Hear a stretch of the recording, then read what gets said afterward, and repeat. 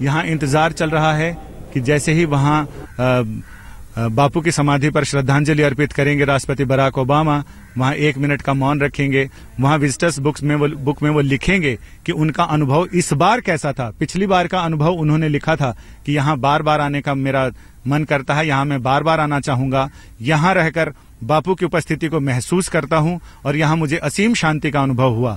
तो एक बार फिर असीम शांति का अनुभव करने के बाद अमेरिकी राष्ट्रपति बराक ओबामा यहाँ हमें दिखाई दे रहे हैं आते हुए। उनके साथ Piyush Goyal minister in waiting साथ साथ चल रहे हैं और सधे हुए कदमों से यहाँ इस जो पौधारोपण की जगह है यहाँ वो आएंगे और अपने हाथों से इस पौधे में पानी डालेंगे और उम्मीद करेंगे कि ये पौधा हमेशा लहराता रहे, यानी भारत और अमेरिका के संबंधों की तरह, संबंधों में आए नए आयाम की तरह जो इसका दर्शन है। इसमें अब से पहले 3 अमेरिकी राष्ट्रपतियों ने यहाँ पर राजघाट के परिसर में पौधे लगाए हैं। सबसे पहले आइजनहावर आए थे और उन्होंने यहाँ पौधा लगाया था जिसका अब अस्तित्व तो नहीं है क्योंकि वो जमुना की बाढ़ में वो बह गया था। लेकिन उसके बाद राष्ट्रपति जॉर्ज डब्ल्यू बुश, उन्होंने यहाँ आम का पौधा लगाया था और वो आम का पौधा उसमें फल लगने शुरू हो गए हैं। इसके बाद राष्ट्रपति बिल क्लिंटन आए, उन्होंने चंपा का पौधा लगाया था जिसमें फूल खिलते हैं। बसंत का मौसम है, फूलों का मौसम आ रहा है और राष्ट्रपति बराक ओबामा यहाँ अपने हाथों से मिट्टी डाल रहे हैं। और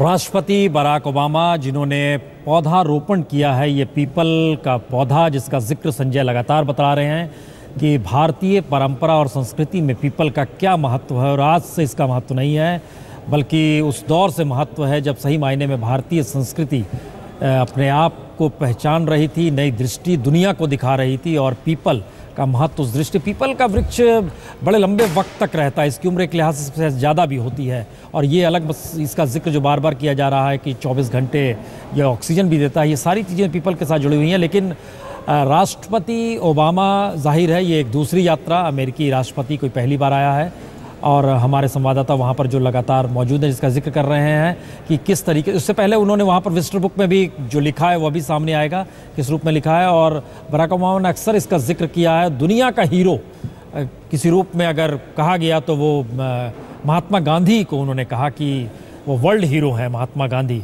इसका जिक्र वो करते रहे। और जब पहली बार जब चुनाव लड़ रहे थे उस वक्त भी जब इंडियन कम्युनिटी के सामने वो जाते थे अमेरिका में, उस वक्त भी महात्मा गांधी का जिक्र वो जरूर किया करते थे। तो ये सारी परिस्थितियां बतलाती है कि बराक ओबामा इन स्थितियों को समझते हैं। और शायद अगर याद कीजिए तो बराक ओबामा इससे पिछली बार आए, इस बार आए, और जो संदेश वो लेकर देना चाहते हैं वो जॉर्ज बुश के दौर की जो स्थितियाँ थी उससे इतर अपनी एक छवि डेमोक्रेट के तौर पे।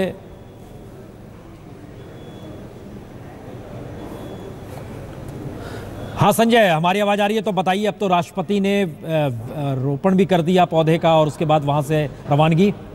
उनकी बातचीत भी हैदराबाद हाउस में ही होगी। इसके बाद दोनों नेता शिखर वार्ता के बाद दोनों नेता मीडिया को संबोधित करेंगे।